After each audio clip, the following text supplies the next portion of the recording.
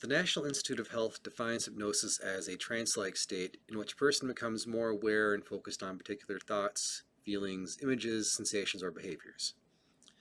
Meanwhile, the amazing Kreskin, a famous hypnotist and mentalist, once offered $100,000 to any hypnotist who could prove the existence of a, quote, hypnotic trance under scientific conditions. Terms and limitations apply, obviously. And no one actually ultimately collected the $100,000. Hi, I'm Dave Ruby from Workable Hypnosis, and this video is all about the definition of hypnosis. Sort of like what it is, what it isn't, how it works. And that's important because there's really no single definition as far as what it is. However, there are certain constants that seem to kind of be pretty universal. And there are, I would say, two basic models that we tend to gravitate toward as a field. So the first base model is more of the state-based approach. In that model, hypnosis is defined by and essentially as an altered state of consciousness. So by that model, you essentially get people into some kind of altered state of reality. Typically by hypnotic induction, which is what hypnotists use to induce hypnosis. And there seems to be this commonality of getting absorption and focus of attention. You get the person to really focus in on whatever you direct them toward. It's typically viewed as being relaxing, although not necessarily. But that's pretty common.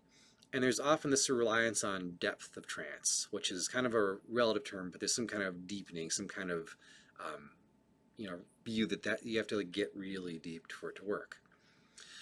The problem, so to speak, is that not everything fits that model.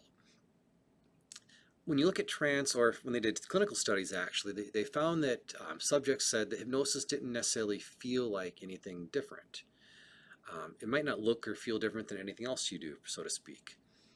And that could be even on stage shows. If you look at stage shows, you'll see people that are actively hypnotized, and they'll argue vehemently that there's nothing, they're not hypnotized, they're not in trance, even as their hands stuck to their forehead, or they can't remember their name, or they're hallucinating wildly.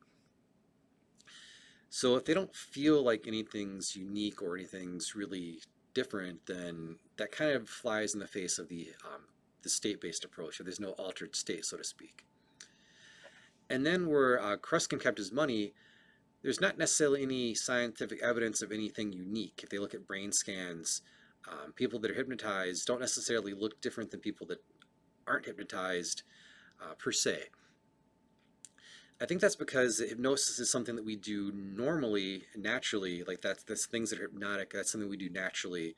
Then hypnosis kind of uses that. Also, if people have altered states of reality, that's often because we suggest it as hypnotists, or they expect they're going to go in this trance-like, zombie-like state, so they just naturally do. Anyway, Kreskin kept his money, and people sort of question the trance state-based model, so to speak. So the other model that people tend to gravitate towards, and I think is more recent, is the process-based model. So for this one, if you think about what's hypnotic, there tend to be certain commonalities. There tends to be an absorption of focus and attention. There tends to be that really depth of concentration. So if you think of things you do that are you really enjoy, things like reading a book, going hiking, fishing, meditating, doing your favorite hobby where you get to just kind of relax and ignore, forget the rest of the world and focus on what you really enjoy. There are certain things about that we define as being hypnotic. So again, I think it's getting that absorption of focus, and then with hypnosis, you use that in some way to work with the unconscious or the other than conscious mind. You get some kind of response. Now either way, that may look kind of the same. Hypnotists will typically do some kind of induction of some sort to get them into that state of focused awareness and absorption into whatever the process is.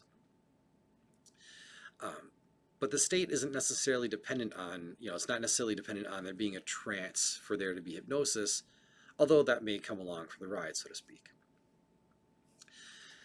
So which one's right? Stephen Heller is a famous hypnotist and writer, at least if you're in the field, and he said, and I'm paraphrasing, that basically that everything is hypnosis and that there's no such thing as hypnosis. In fact, that was the subtitle of his book. I think what that means in practical terms is that anything can be hypnotic. Music, reading, driving a car, those can be absorbing and really get your attention. I think where it's hypnosis is when you use that to get some kind of unconscious response. In fact, one of the definitions I recently came across was from Anthony Jacquin, and I'm getting it quoting here, is that hypnosis is really just using the imagination to provoke responses. So essentially you're using how the brain normally works to get some kind of hypnotic response. The amendment I would make is that you're using the imagination or the mind to work with or get responses from your unconscious or other than conscious part of the mind. You're essentially using what we normally do that's quote unquote hypnotic for some kind of purpose, so to speak. That said, as with all things hypnosis, as we learn more, do more research, and have more experience, that definition may change.